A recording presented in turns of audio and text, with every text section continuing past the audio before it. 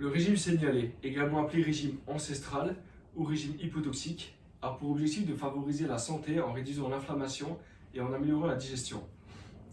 Il consiste à éliminer les aliments transformés, les produits laitiers, les céréales contenant du gluten, les légumineuses, les viandes grasses et les sucres raffinés de l'alimentation, et à privilégier les aliments naturels, non transformés et bio.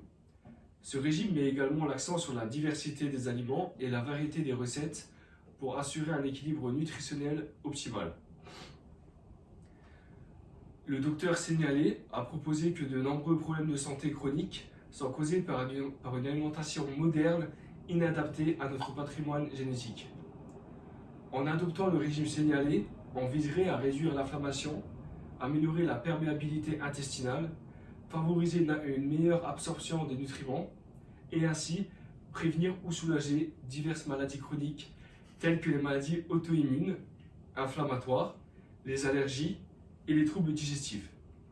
Il a développé ce régime dans les années 1980 après des années de recherche et d'expériences cliniques dans le traitement de diverses maladies chroniques et auto-immunes. Le docteur Sénialé a eu l'idée de ce régime en observant les effets bénéfiques d'une alimentation pauvre en gluten et en produits laitiers sur la santé de ses patients. Il a conçu ce régime en se basant sur le principe de l'alimentation ancestrale, c'est-à-dire une alimentation basée sur les aliments non transformés et non industrialisés consommés par nos ancêtres. Le régime Sénialé a gagné en popularité au fil des ans, en particulier au sein de la communauté des personnes souffrant de maladies auto-immunes, de troubles digestifs et de problèmes de santé chroniques. Bien que ce régime ne soit pas reconnu par la médecine conventionnelle, de nombreuses personnes affirment avoir connu des améliorations significatives de leur santé en suivant les principes du régime Sénialé. À Tom de parler.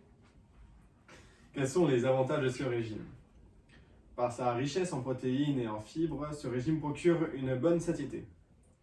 En excluant de son alimentation les produits raffinés, la cuisson trop élevée susceptible de provoquer une réaction de Maillard, ainsi les produits sucrés, certaines maladies liées à un désordre alimentaire pourront trouver une amélioration, comme la maladie cœliaque ou encore un diabète de type 2.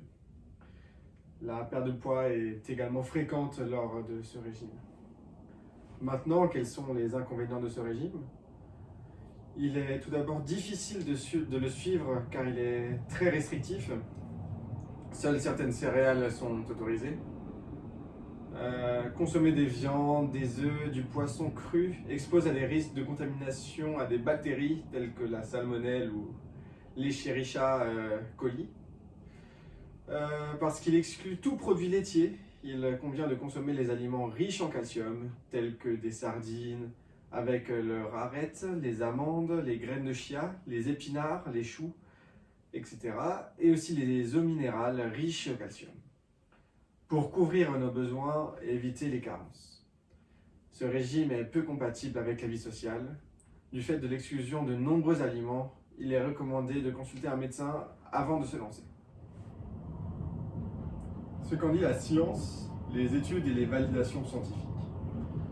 D'après une étude faite en 2022, Efficacy of Gluten-Free Diet in Patients with Rheumatoid Arthritis, un régime sans gluten peut améliorer les symptômes de la polyarthrite rhumatoïde, même chez les patients résistants au traitement. Une autre étude a été faite sur la consommation de produits laitiers en 2018 sur des Français. Elle souligne l'importance des produits laitiers pour l'équilibre nutritionnel de la population, pour le calcium, mais aussi pour les autres micronutriments. En quoi ça consiste? La méthode est donc sans gluten et sans caséine et préconise du frais, du cru et des cuissons douces.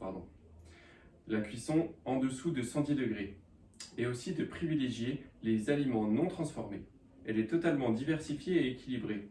On la qualifie aussi de hypotoxique car elle exclut des aliments toxiques à long terme pour certains. Les aliments à éviter sont donc de nombreuses céréales, dont le blé, le maïs, le petit épeautre, etc. Tous les laitages animaux, sous toutes leurs formes, et les cuissons excessives, en particulier des graisses et des protéines animales. Les aliments à privilégier sont les viandes, elles ne doivent surtout pas être cuites, les huiles vierges crues et non des huiles raffinées, de la soupe, des poissons, des purées, des flans et même des gâteaux.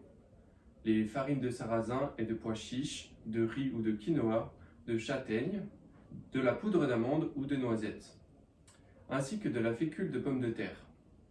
Pour quelles raisons? Le répertoire enzymatique étant variable d'un individu à l'autre, certaines personnes sont très sensibles à la cuisson en raison des modifications moléculaires engendrées par la chaleur qui les rend indigestes. En particulier les lipides et les protéines animales. La cuisson excessive des huiles, des viandes et du jaune d'œuf et des oléagineux peut être une entrave à l'efficacité du régime. Réduire l'inflammation et aussi à améliorer la santé intestinale et permet de soulager les symptômes des maladies auto-immunes. Pour le menu typique, on a décidé pour le petit déjeuner un smoothie fraise banane avec du pain sans gluten et du beurre d'amande. Pour le déjeuner, on conseille des carottes râpées avec une galette de sarrasin, un œuf cocotte et des courgettes vapeur. Pour la collation de l'après-midi, on peut manger des graines comme des amandes et des fruits. Et pour le dîner, du riz étuvé avec un filet d'eau de cabillaud, des épinards et un yaourt au lait de soja. En conclusion, le régime signalé propose une approche nutritionnelle axée sur l'élimination des aliments inflammatoires, potentiellement bénéfique pour certaines personnes souffrant de maladies auto-immunes ou inflammatoires. Cependant, ces bienfaits ne sont pas universellement prouvés et sa mise en œuvre peut être contraignante. Avant de l'adopter, il est important de consulter un professionnel de la santé pour des conseils adaptés à votre situation individuelle. Merci de nous avoir écoutés.